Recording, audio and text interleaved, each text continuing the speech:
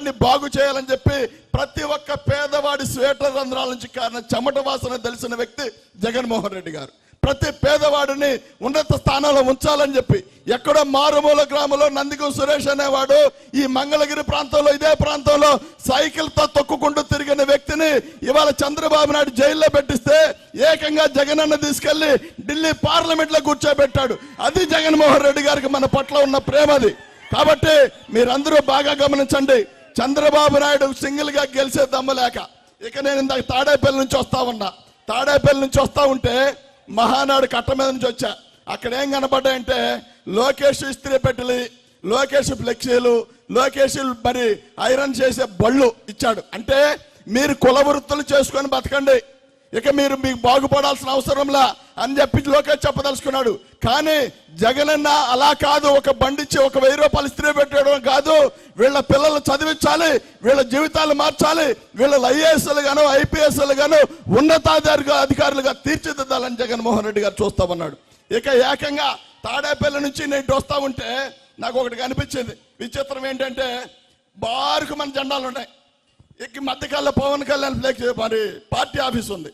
అక్కడ ఒక 20 జెండాల పక్కన మన జెండాల పక్కన వాళ్ళు జెండాలు కట్టారు. నేను పవన్ కళ్యాణ్ కానీ చంద్రబాబు నాయుడు కానీ ఎవడైనా సరే మీరు మా పార్టీ జెండా పక్కన కట్టినంత ఈజీగా మీ జెండా కట్టారు కదా, అలాగే నేను 175 నియోజకవర్గాల్లో మా క్యాండిడేట్లకు ఎదురు క్యాండిడేట్లు పెట్టే దమ్ము మీకు ఉందా? ఒక్కసారి చెప్పాల్సిన అవసరం మీ అందరికీ ఉంది.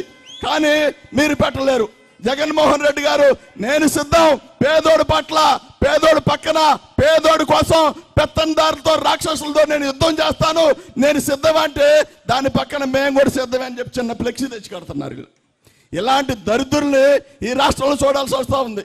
కానీ ఒక్కసారి గమనించండి, మీరు ఇప్పటికి వీరులు సూర్యులు అని చెప్పుకుంటున్నారు. జగన్మోహన్ రెడ్డి గారికి వ్యతిరేకత మీరు చెప్తా ఉన్నారు కదా. మీకు దమ్ము ధైర్యం ఉంటే, జగన్మోహన్ రెడ్డి గారికి వ్యతిరేకత ఉంటే మీరు సింగిల్ గా రావడానికి, ఒక్కొక్కడు రావడానికి ఎందుకు భయపడతా ఉన్నారని చెప్పి అడుగుతా ఉన్నాం. కానీ చెప్పలేరు. నేను ఒక సినిమా చూసా. ఏంటంటే ఆ ఫైటింగ్ టైంలో చిరంజీవి ఒక మాట అంటాడు. ఏమనంటే, రే మీలో ఎవడైనా దమ్మున్న మగాడు రావచ్చు అంటే అయ్యా కొడుకు పక్క నుంచొని వెళ్ళొచ్చుగా నువ్వు అంటాడు తండ్రి కొడుకుని. వాడు పిలుస్తుంది మగాడు నాన్న మన్నం కాదన్నాడంట. ఆడు పిలుస్తుంది మగాడిని మనల్ని కాదు నాన్న అన్నాడంట. ఆ సినిమా ఏదో చిరంజీవి మీ అందరికి అర్థమై ఉంటుంది. కాబట్టి జగన్మోహన్ రెడ్డి గారిని ఎదుర్కోవాలన్నా, జగన్మోహన్ రెడ్డి గారిని ఢీ కొట్టాలన్నా అవకాడ వ్యక్తి కూడా మరో జగన్మోహన్ రెడ్డి గారు అయ్యే ఉండాలి తప్ప ఇంకెవ్వడం వల్ల సాధ్యం కాదు.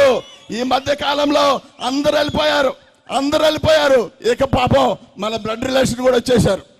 వాళ్ళు కూడా వచ్చి జగనన్న పైన రాజశేఖర రెడ్డి గారిని పొట్టన పెట్టుకున్న కాంగ్రెస్ పార్టీ, రాజశేఖర రెడ్డి గారిని పొట్టను పెట్టుకుంది కాంగ్రెస్ పార్టీ అని దేశం అంతా అనుకుంటున్న సందర్భాల్లో తెలంగాణలో వైఎస్ఆర్టీపీని పెట్టి ఆ పార్టీని కాంగ్రెస్ లో విలీనం చేసి మళ్ళీ తగుదనమ్మా అని వచ్చి జగనన్న పైన మాట్లాడుతా ఉన్న మన బ్లడ్ మన గురించి తెలిసిన విషయమే. ఇక ఏకంగా ఇక రావాల్సిన ఈ రాష్ట్రానికి మనకు శత్రువులు ఎవరైనా ఉన్నారంటే కేఏ పాల్ మాత్రమే. ఇక వచ్చే వాళ్ళందరూ వచ్చారు. ఇక కేఏ పాల్ మాత్రమే మిగిలాడు. కేఏ పాల్ గారికి ఉన్న నీతి కూడా ఈ నాయకులకు లేదు. కేఏ పాల్ గారు ఏం చెప్తా ఉంటాడు, ఏది ఏమైనా 175 కాదు 10 నియోజకవర్గాలను నా అభ్యర్థులను పెడతాను తప్ప నా పార్టీని ఎవరి దాంట్లో కలపోను అని చెప్తాడు కేఏ పాల్. కేఏ పాల్కున్న దమ్ము కూడా ఈ నాయకులు లేదు. వీళ్ళ మీద వీళ్ళకి నమ్మకం ఉంటే కదా, వీళ్ళ పైన వీళ్ళకి నమ్మకం ఉంటే కదా పేదవాడి కోసం అనుక్షణం ఆలోచించి కష్టపడి 24 గంటలు వాళ్ళ శ్రమ పడతా ఉన్నారు. కాబట్టి వాళ్ళని కాచి కాపాడాలి, అదేవిధంగా వాళ్ళని హక్కుని చేర్చుకోవాలని చెప్పి జగన్మోహన్ రెడ్డి గారు చూస్తున్న తరుణంలో ఇలాంటి టైంలో మీరు గనక తప్పుడు నిర్ణయం తీసుకొని ఓటు గనక చంద్రబాబు నాయుడుకి వేస్తే 20 సంవత్సరాలు మన జీవితాలు వెనక్కపోతాయి. జగనన్న మన పిల్లల్ని చదివిస్తామన్నాడు ఇంగ్లీష్ మీడియం, మన పిల్లల చదువులన్నీ వెనక్కపోతాయి. మన పిల్లల ఐక్యరాజ్య సమితిలో ఏ రోజైనా మరి ఈ రాష్ట్రం నుంచి వెళ్ళి ఐక్యరాజ్య సమితిలో మాట్లాడారంటే